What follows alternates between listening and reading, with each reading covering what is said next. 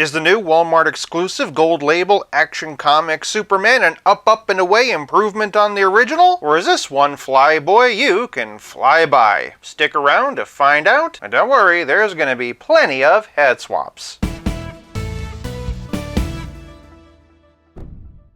Welcome to 5 Points of Articulation. Starting with the packaging, and Superman comes in a DC Multiverse window box. Name and logo down here, gold label up here, names and logos on the spine. One interesting thing about this edition is that they just call it Action Comics instead of Action Comics 1000, and yet, looking at the UPC, it says Action Comics 1000. They did use some new artwork on the back this time. This picture in particular reminds us just how desperately we need a Clark Kent figure and a good smiling Superman head. I said a good smiling head. I've been giving it a lot of thought, and I've actually decided that I've been too generous with DC Multiverse boxes. On a scale of 1 to 5, 5 equals excellent, and I don't know that I think that they are. Don't get me wrong, I like them. They're just a little plain is all. Leastways as compared with most other lines targeted at collectors. For packaging, I'm giving this Superman a less than super, but still good 4 points. Moving on to presentation, and Superman stands at 7 inches, or thereabouts 18 centimeters,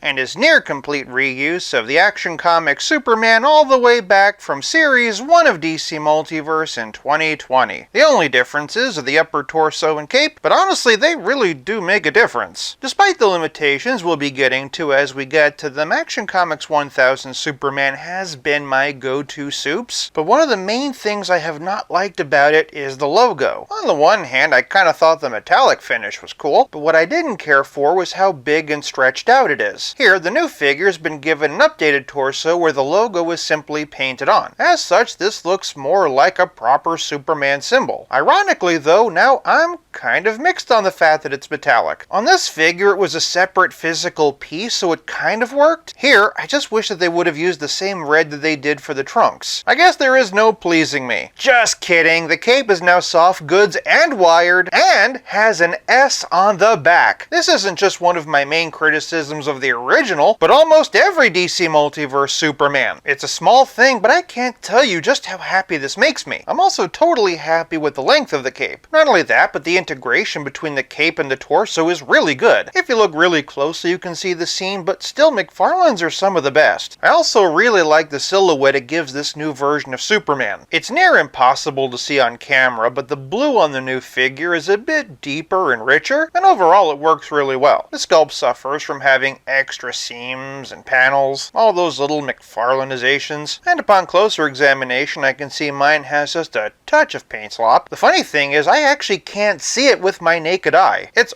only visible through the camera. One thing I wish they had done is make the wrist balls flesh tone to give it a more natural feel, and that's to say nothing of some sculpted updates I wish they would have made. While some things about the figure works, it's absolutely outdated in others. The single jointed elbows, for example, those thinner legs, and most especially these egregious ankle balls. In some ways it's kind of frustrating that McFarlane keeps forcing this figure on us instead of giving us a new one, but this is also supposed to be a store exclusive that just kind of keeps the character out there, so I do also kinda get it. And regardless of my other issues, I still love this head. I'd go so far as to say it's painted better than the original, and really holds up. Solid as he may be, that super silhouette suffers from skinny legs and bulgy ankles, and while I love the cloth cape and the new painted logo, I do wish the logo wasn't metallic. For presentation, I'm giving Superman 4 points. I was gonna give him 3, but the S on the cape saved the day. Moving on to Poseability, and we already know I'm gonna have some criticisms of this body. From the top though, and let's see what this new torso does with the head articulation. You can look up this high, which is okay. It's pretty equivalent to the original. Just as a reminder, this is looking forward, and you can look down this far. Solid amount of tilt, and of course side to side. Moving on down, and Superman can raise his arms just over 90 degrees. The rotator cuffs on mine were sticking, but once I popped him out and put him back in, they were fine. Of course, he can rotate his arms all the way around. Moving down, and Superman has has bicep swivel and single jointed elbows with a 90-degree bend. At the ends of the wrist though, and Superman has wrist balls that can swivel and hinge either up and down or side to side. Moving to the middle, and Superman has a diaphragm joint and a dumbbell waist. He can only arch back this far, which for a flying character isn't quite as much as I'd like to see. In combination with his neck articulation, and here's what a flying pose would look like. Up, up, and away! Here's how he looks standing straight, but he can hunch forward this far, which for a McFarlane isn't that bad. He can also tilt side to side and twist. Below the bright yellow belt, and Superman has those patent-pending McFarlane-style hips. He can kick just under 90 degrees, which is okay, but he can do a perfect split. Not a lot of twist in the hip, unfortunately, but he does at least have double-jointed knees, toe articulation, and gross, bulgy, inferior ankle balls that can swivel, hinge, and somehow, despite clearly having gout,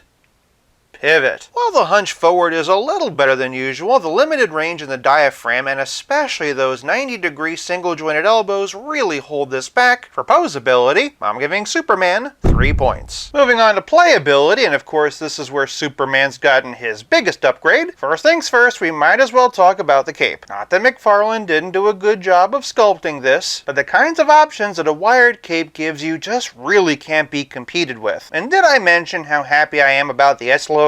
One area where I'm a bit less happy are the hands. He comes pre-displayed with an accessory holding hand and a left fist. Otherwise, Superman does have a pair of flight hands, which is very much appreciated, but what I would have appreciated even more would have been a right-handed fist. Unless Superman's a southpaw and nobody told me, I'd like him to be able to throw a punch with both hands. And this isn't just a me thing, it's something fans have been asking for ever since the first version of this came out. In fact, I'd go so far as to say that hands are one of the biggest issues with McFarlane's Superman figures. For those wondering about the fist from Shazam! Fury of the Gods, unfortunately the peg is way too big for it. So come on, Todd, fist me! That came out wrong. That's not to say there's no other plastic in the box. Just like the original release, and Superman comes with a flight stand, and of course he also comes with a trading card. If somehow this video is your introduction to the concept of Superman, first things first, I'm sorry. But second of all, if you want to read what this card says, pause here. Of course, Playability is more than just capes and hands and figure stands. It's also about how well your figure plays with others. For Superman's other super friends, and here we have 3 Jokers and Rebirth versions of Batman, blue and gray and black and gray versions of Hush just absolutely towering over him, and blue and gray and black and gray versions of Nightfall, which are just right. For your consideration though, and here he is with the San Diego Comic-Con version, which I think I might just like best. Capping off the Trinity is Wonder Woman, and between the metallic red and the dark blue, this actually looks pretty good together. Rounding out the rest of the league, and here we have Rebirth and Flashpoint versions of Barry Allen. Flashpoint, by the way, is being reissued as a Platinum Edition Phygital, so keep your eyes peeled for that if you missed out on this one. As for Aquaman, and here's Endless Winter with the alternate Barry Allen head for a more classic look and the JLA version. And then for all of our Green Lantern body types, and here's Phygital Hal Jordan, Gold Label Kyle Rayner, and Endless Winter John Stewart. Lastly for the Justice League, and here's Cyborg, who is canonically taller than Superman, so this size difference is okay. As for the rest of the Superman family, and here we have Con-El Superboy, the Collector Edition Connor Kent, who admittedly is a bit on the scrawny side, Steel with his droopy hammer, the Target exclusive version of Supergirl, who also suffers from some metallic paint use, among other things, and Krypto the Superdog, who was just revealed in next year's James Gunn movie. And then for a few Superman villains, and here's Lex Luthor in his battlesuit, Atomic Skull in Lex Luthor's battlesuit, and Metallo in Lex Luthor's battlesuit. Otherwise, here's General Zod, Bizarro, Injustice 2 Brainiac, and Lobo. For a relative scale comparison, here's Superman with Pizza Spidey and the Spectacular Spider-Man, and as always, here he is with Stealth Iron Man. Of course, I know what you're all waiting for are the head swaps. I'm not going to worry about showing you this head on the other bodies, mainly because I've already shown you this head on other bodies. Obviously, I'm not going to bother swapping this head because, well, it's the exact same. So first up, and here we have Hush. The skin tones are different, but it's not quite as obvious under normal light as it is on camera, so if you wanted to make this work, you absolutely could. Next up is the mulleted return of Superman. I actually like this this one a lot more than expected. I've always associated the long hair Superman with a darker blue costume, so this combination just feels right. For one that I'm pretty curious about, and here's DC Classic, while this isn't the smiling Superman head of my dreams, it isn't awful. The skin tones do clash a bit, but because the head is small, it does make the body look a bit bulkier by comparison. Here's Crisis on Infinite Earths, and nope, just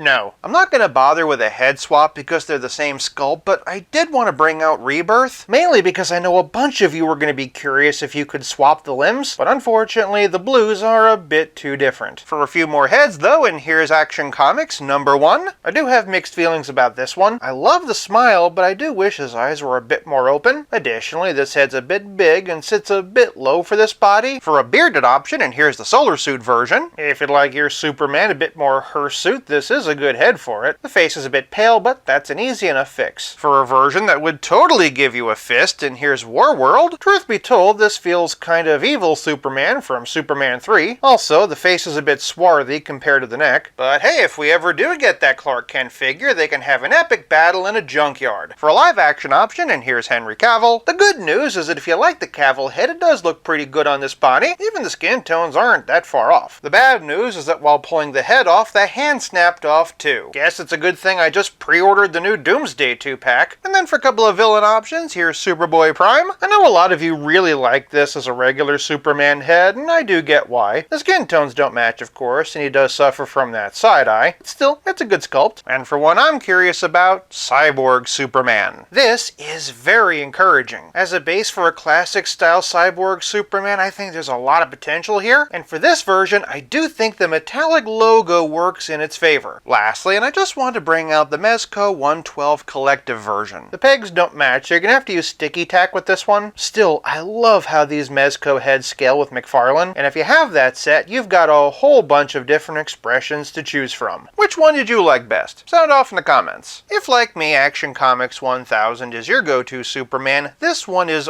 only an improvement. The painted logo and especially the wired cape adds so much. In terms of play features, the only way to make this better would have been a right-handed fist. For playability, I'm giving Superman 4 points. This leaves us with nothing left to discuss but the price. This Superman is exclusive to Walmart and retails for $22.99. He's only hitting stores now, so don't go racing to the aftermarket just yet. Still, if other Walmart exclusives are an indication, you're going to want to stay frosty and keep your eyes open. And if you miss out, don't worry. Now that McFarlane's made this new torso, I'm sure we'll be seeing him again. Factoring in Walmart distribution frustrations and for price, I'm giving Superman 4 points, averaging out to a final total of 3.8 out of 5. For more Superman head swap videos, check out one of these, and until next time, play nice and have fun.